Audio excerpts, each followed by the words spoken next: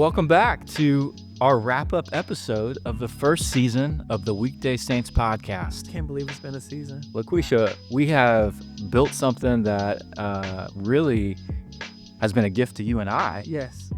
And I hope to others who have listened in, it's been really fun. I know for both of us to get feedback from folks who have been listening to the conversations and how God's been using it in their lives. It's been really fun. Yeah, this is, to think that this was just a thought, just a conversation between two growing friends, because we didn't really even know each other. That God would kind of sew us together to create this podcast is amazing to me, to see where we are. Yeah, I think the first time we talked about it was over a year before we ever filmed or recorded anything. And it was one of those things that I just said, it's like, I think we should do this. And you're like, I think we should too. And then we just kind of both, I think we were nervous about it. Yeah, I don't know about you. I was nervous. And I think I was more nervous with committing to something that could have such a major impact that we can't control, right? So it's like, God, this is what you're telling us to do, but are you sure it's me? Like, that was my question. I'm like, Jonathan, are you sure you want to do this with me? Like, all the things that, you have going on and the people that that was the way I felt. Oh, I was honored when I brought the idea to you. I thought you were going to shoot it down right away, but I don't want to work with this guy. I'm still getting to know. And because also the thing was, it's scary when you have an idea that you feel like might be coming from the Lord. Yeah. To say it out loud. Yeah. Because it reveals, your own insecurities and are you actually trusting God? And so I think we both left that conversation kind of feeling like we were supposed to do it. And then it was like, all right, when are we? Well, it showed up in my dream, man. I was, once we had the conversation, we wrote it out, and then we just we had touch points. We didn't really meet about it again. Yeah. We just said, hey, I'm still here. And I remember having a dream about execution. And that was the text when I texted you. It was like, hey, we have to do this. I think your text said, God says now. Yeah. Well, that was a little subtle, but literally that's what it was. It was like this dream, and it was like we have to do, and the time is now. And when I think about where we are in our city, where we are in our state, in our country, what better time than to be a light, right? There's a lot going on, and so we've been able to see the light of Jesus in so many of these stories. Yeah, and it has been really fun to just get to hear people that, I brought to the table that I knew and people that I didn't know that you brought to the table, where now I feel like I have a broader community of folks. And I drive around town and I drive past places where these people are working, and I just can stop and say, thank you, Lord, that they're here. And it's what I'm hoping it does for other people. It's doing for me. It's giving me eyes to see the city in new ways. Yeah. Sometimes we underestimate the power of connectedness. And so what we saw within ourselves was that it was so much more that our lives, there's so much more that we deposited in each other's lives by just knowing each other. Like, it was like there were things I didn't know. I didn't even know to ask about your faith walk, right? And I've learned so much, and vice versa. And so I'm thinking, like, I have so many people that should know who Jonathan is. Yeah. There's so many people that he should know. Like, how many more people in this city need to connect? And there's a thread of believers who need to know one another to be able to really do kingdom work in the city. And we oftentimes when we talk about church, we talk about specific little congregations that are siloed out all over the city on Sunday. And I was just with a leader in another town recently. He was talking about how the Bible, when it normally talks about church, it doesn't talk about these individual congregations. It talks about the church of Corinth or the church of Galatia. It talks about the church as being in the city. Correct. And, every week, most churches, I don't know about your church actually, about a benediction at the end of the sermon. Yeah. That is actually what we're doing, is sending out the people in those congregants and those churches to be the church in the city all week long.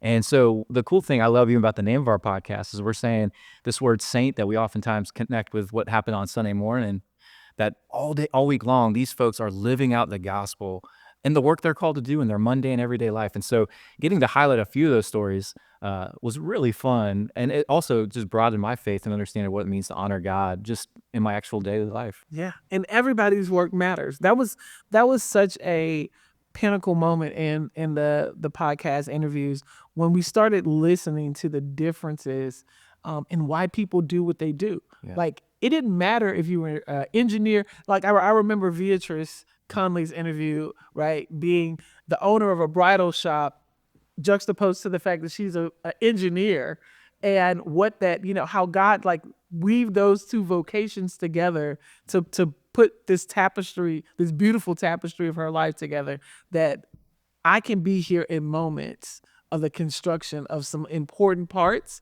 of a company, right, through this engineering, but also the construction of one of the most important days.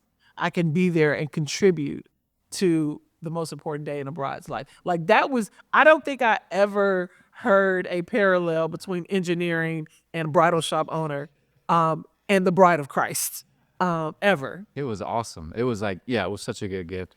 Well, what we want to do today is we're wrapping things up. Is we want to give you a space as listeners, as we're talking, to think about what were some of the takeaways that you had from the season. Because not only did you all have takeaways, but Lakweshia and I have had some takeaways, things that we felt like were themes that kind of popped up throughout all the episodes we were doing, and kind of wanted to revisit some of those today with you. And at the same time, while we're doing this, isn't just to say how great these people were, but really what I hope you hear is how amazing God is, that Yes. that He is working in their lives and that He shows up on a regular basis. For me, one of the things that the reason I think is really important to talk about, the reason we think work's important to the Christian life isn't because Lakweshia and I think that. We really believe this is coming from Scripture, straight from Genesis 1 and 2, when God created us, that He made us in His image. And the first thing He called Adam and Eve to do was to work and serve the garden, Right. to take His good creation and make something of it. And yeah, sin messed it up big time, but we live in a world where Jesus has come and renewed us, which Correct. includes the work we get to do that in small ways, even though the sin's still there. And I know if you're listening to this, you feel brokenness in your work and it's hard, and Lakweshia and I do too. But there's small pictures of God's work happening. Right. And that was one of the cool things, is in the midst of these people who we got to interview, their jobs aren't perfect. No. They don't love everything about it, but they have found ways to see God show up and ways to meet with God in that place of work. So as we're talking, I hope you're starting to even think about your own work, and even in the brokenness there, because of what Christ has done for us, that it is being renewed too. Yes. The everyday task of waking up and going into a place, even if you're an owner or an entrepreneur, going into a place and serving others, that in itself, to me, is a indication of how close you are to God. And that, 1 Corinthians tells us that, this work that we're doing it shouldn't be good for us, but it should be good that we serve others. So, I heard so many of the customer journey stories where my mind immediately went to the sacrifice. Like, I think about today, it's so cold outside, right? But somebody woke up to provide a service, not just so that there'll be a reaping to their family or their business, but that they wanted to do it so that they can be an answer to somebody. I thought about Tamikia Brewer, right, with being a realtor, and she was just talking about what it means to be at the table when somebody is being told for years that they can't buy a home, and she's able to walk them through the steps that it takes and then be there for the actuation. It had nothing to do with getting clients necessarily just for your business, but you're going to work for somebody else's dream. Somebody, like, God has given somebody else a vision, and you're a background character, right, to someone else's dream. I think that is such a God wink to us. And what I think really, we believe, if God's renewing all things, He's bringing us back to a place of flourishing. And a lot of these folks talked about the ways they wanted to bring small pictures of hope and service to the people they care for. Cindy, who's a teacher, that is not being done for the pay, Right, at all. And the way she talked about the things she cared about were these small moments of wins with these students, and they were small because she could pick up little nuances because she knew and loved the students she was serving. Yeah. And then I loved hearing the legacy piece of students that she taught 10, 15 years ago that she still is in relationship with, that she got to play a small little role in. And so the service for her is more than just having great lesson plans, but it's like seeing impact in these folks' lives. That is a gift to them, and she relishes in the fact of being a small part of the flourishing of these folks for years to come. Chuck said something similar. Like Chuck talked about the family of the people who work in his shop, and he talks about the family feel that is created with the clients that come there. That people who come, they're coming there to get their car fixed, right? But they're leaving with an experience way more than just, you know, the repair of a vehicle. That they know that they have somebody that's integral. They have somebody that cares about whatever brought you here. Yeah, we're gonna do our due diligence, but also we care about the person who's bringing it in. That's right. Yeah, I loved how he talked about, he has to make money. Yeah. But the long-term play of like serving the person where there's a trust built. Yes. It's a dignity piece for the person walking in the door. It's not a transactional thing. But no, I want to serve you in the best way possible so that you keep coming back. Right. And that we can build a relationship, which was really cool. So yeah, I do think as we jump into these takeaways, like this first big takeaway, when we try to honor the Lord, it actually shows up that it isn't just about us and our reputation, but it's about what it means to serve the places we work, the people we work for, and the customers that we get to serve. That's right. That we see the flourishing that shows up in those places. That was definitely a big takeaway from a lot of the interviews that we had. I don't know about you, Lakwesha, but something that I don't know why this was shocking to me that it came up so much. But as we were talking with folks and they talked about how they got into what they were doing or making big decisions in their work, the first thing that almost came up every time was prayer. Yeah. That the role of prayer, not in a Sunday morning, not in their quiet time, but in their work, like that they were praying over the things they were doing was integral in the things happening. And I just thought that was, maybe that speaks to where I need to grow in my walk, but that prayer was just, it wasn't, talking to God was not a non-negotiable. It was part of what it meant to do good and faithful work in the world around them. Yeah.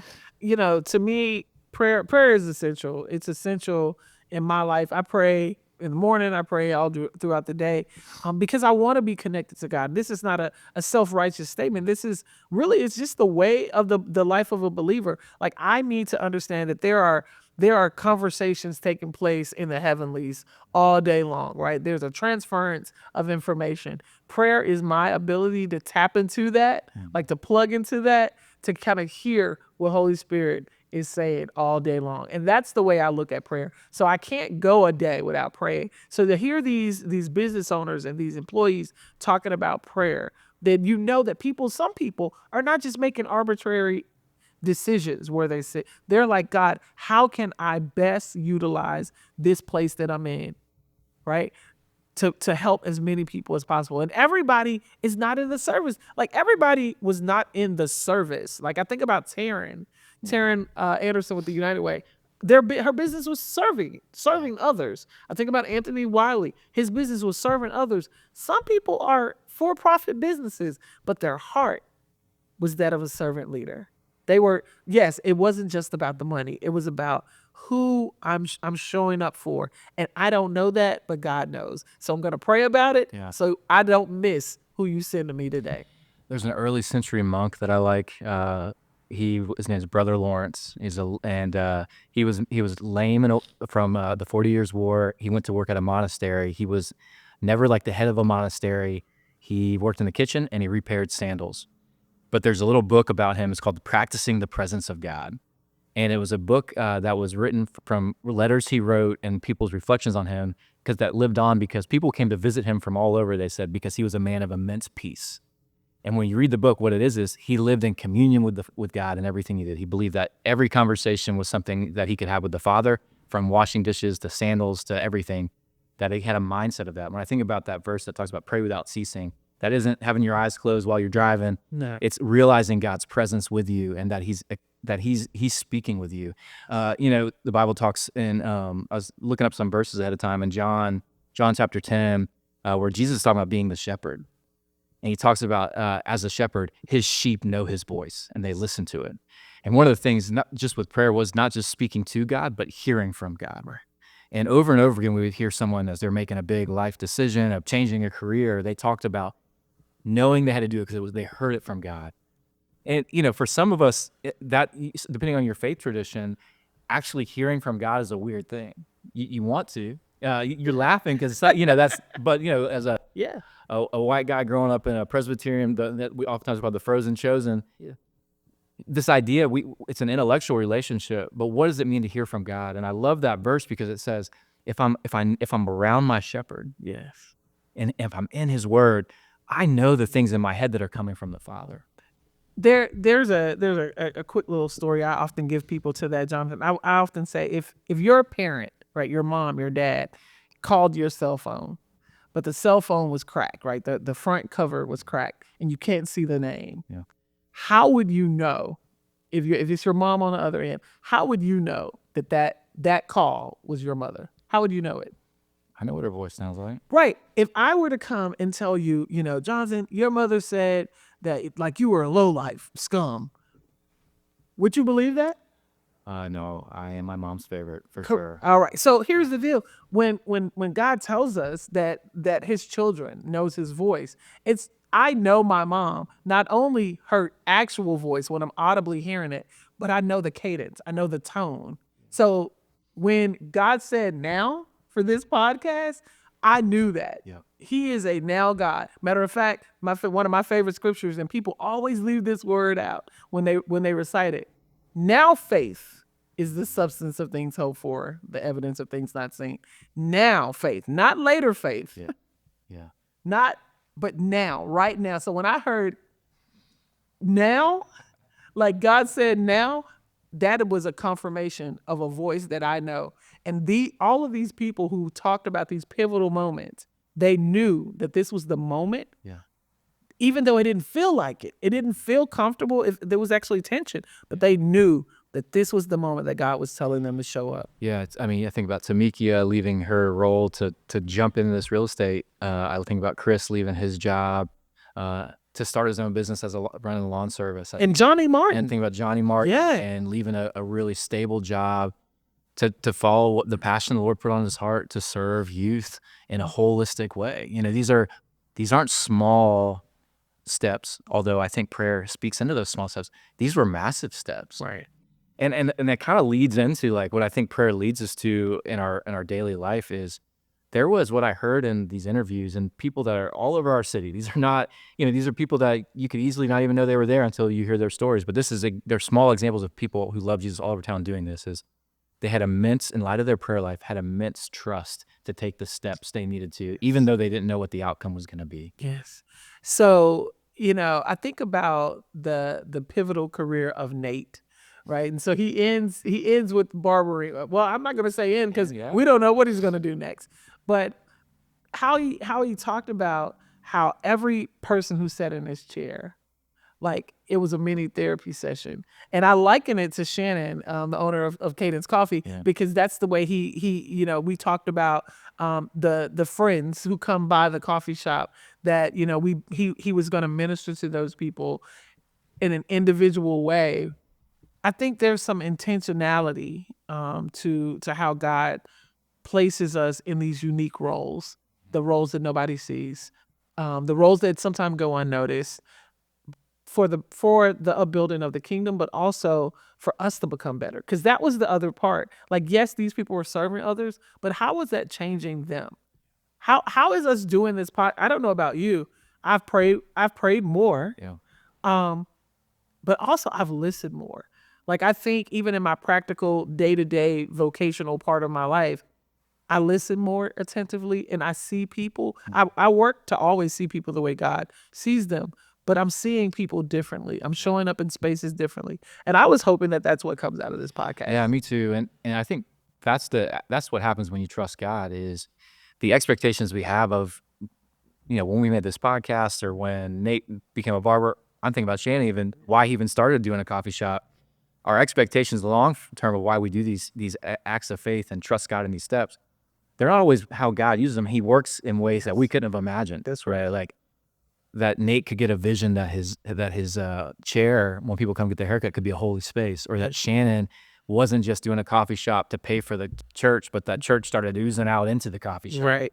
Like these things start happening in us that we couldn't have imagined. And in our journey, even with the podcast, of just how God is working in our life. And it's shaping the way we ask questions and the way we think about guests. And you're right. I think you're so right. It's even shaping how we're thinking about what God's calling us to do in the city. And that's the body of Christ molding one another. We're ironing, sharpening iron, right? In a lot of ways. And so I hope, we're using all this language that we often will use when we're talking about a Sunday service, but we're saying that, no, this is what it actually means to follow Jesus. When we follow Jesus, my whole life I'm surrendering to him, that he's redeeming all of who I am and that he meets me in all these places. And so these spiritual things that we think are separate from our secular life, no, I hope you start seeing how, man, we need the things that I'm doing on a Sunday morning are the same things I need to be doing throughout the week to feel the closeness of God and realize his presence, not just with me in a church building, but in my truck, if I have a lawn service, or in my barber stool, those types of things.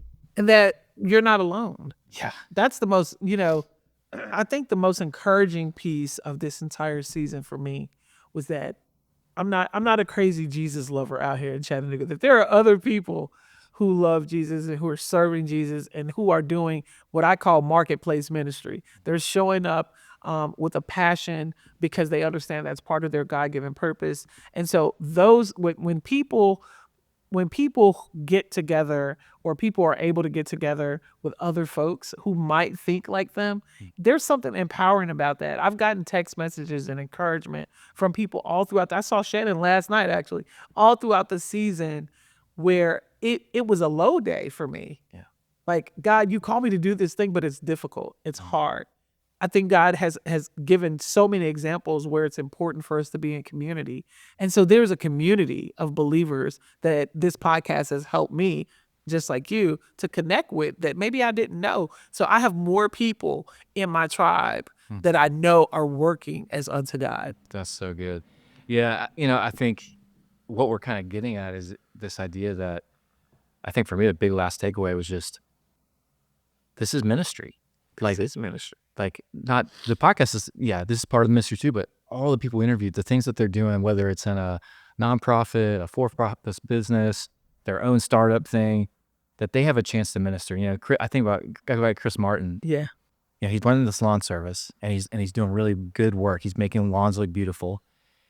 He knows what his customer needs because he's spending time talking to them. But what that has opened the door for is because they trust him with their lawn and know that he's a man of his word. They also are trusting with parts of his life. I remember him talking about stories of getting to pray with some of his customers who are going through hard things that had nothing to do with grass.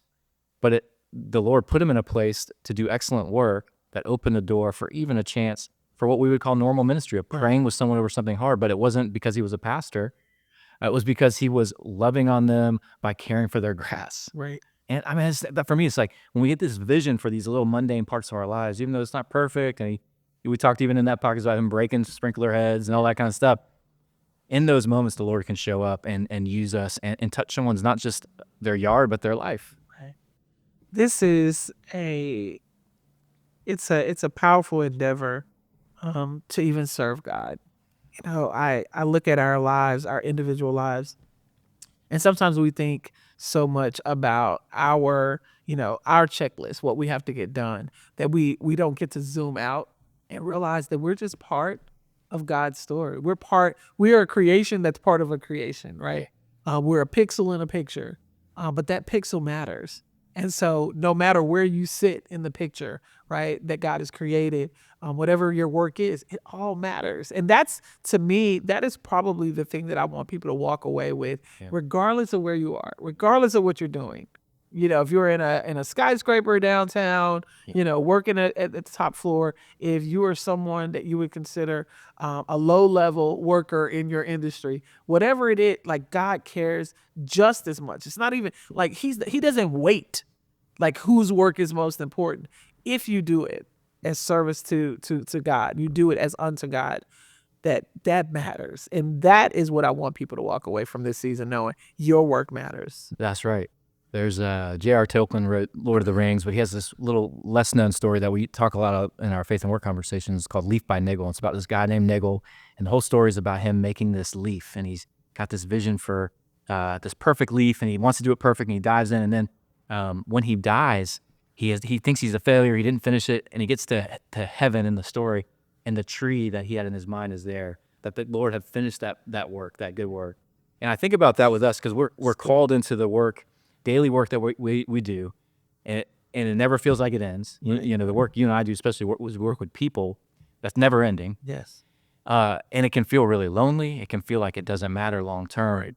But one of the things that we see in scripture over and over again, and what we really believe and why this podcast matters, and you've heard us say this over and over again, and that's okay, is that we really think the Lord meets us in our work, and he is a working God renewing things too. Yes. And that ultimately we can know that our work matters because we're not doing it alone. We're doing it with not only with other people, but with the Father, and that he's the one that's going to bring it to fruition, that he's renewing it back to himself.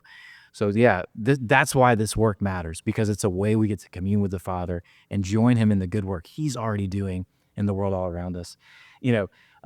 Jesus's gospel story is bigger than just my soul. It's about all of who I am in this world. And what we want to call people to, and I hope this podcast is a small little piece of that, is that the gospel narrative is about all of this world that we get to play a small part in, and that God has promised to bring into fruition. And we can hope in that. And it puts the hope not on us, but on him. And it means that the pressure's off of us. Correct. And we're called just to do the good work. That's it. And that we can see Jesus in everything. Yes. In everything that we do, we say, every way we show up in community. Like Chattanooga is better. Yeah. Right. When you have people working with this like-minded in a world full of division, in a world full of, kind of chaos and conflicting thoughts. What I love about God is that he's not a respecter person, that he's neither to the left, he's neither to the right, that he's always in the midst of us, right? He's like somewhere in that middle. He's in the midst of us. And I am extremely grateful to be able to talk to people, knowing that there's so many more. This almost seems like a never-ending podcast because there's so many Weekday Saints out there. That's right. And with that, then, this is the end of season 1. But I want you to know we are already working on putting together a season 2 that we're going to try to release in early 2025. I'm really excited. We got a list of people that we're trying to nail down to let us tell some of their story that I'm so pumped for others to hear. There's just, like we said, one of the cool things is people are coming out of the woodwork that like, hey, I got a story to tell. And we're like, we want to tell it. And then other folks that we're getting to see and know, and God is just on the move in the midst of, oftentimes we get stuck in the hard things. And yes, those are real, but we also have to know that we have a God that meets us in those hard places, and he's still working. And we want to highlight the ways he's doing that in businesses and nonprofits and parts of our community all over the city. Yeah. Season 2 is going to be hot. We are excited. I'm pumped. We're excited. Well, thank you so much for being a part of season 1, for being on this journey with us. I love that these are all out there. So even if this is the first one you're listening to, we got a bunch of really cool episodes that we've had that we've kind of hinted at that you can go back and listen to if you've been through them. I hope this has been a good encouragement to you to even start thinking about what were your takeaways. Right. There could be things that we didn't mention today that are on your heart. We'd love to hear about it. Reach out to us. Let us know. We're pumped to let you know soon about when we'll be releasing more episodes. But be praying for us. Be praying for the Lord to go before us and to bring the right people. But we're just honored to do this with you. Listen, the Weekday Saint Podcast is a movement. It's a movement of believers to show this world that work matters because God matters. And we're looking forward to season 2. If you have not followed us, like Jonathan said, please follow us on all of our platforms. You can find us on Spotify, YouTube, Apple. I think we're everywhere. Amazon. There's everywhere you can tap into a podcast. We are there, and we're bringing the light of Jesus Christ to this world. Just a big shout out to Clay Terrell, who makes Lakweshia and I look professional at some level and takes good care of us. Yeah. He's doing good work. Yes. That is for the glory of God by standing behind the camera and telling crazy, crazy stories. But Lakweshia, this has been a ton of fun. So thankful to do this with you. Brother. And pumped for more seasons to come. Let's go. So stay tuned. Look out for season 2 of Weekday Saints in early 2025. Love y'all.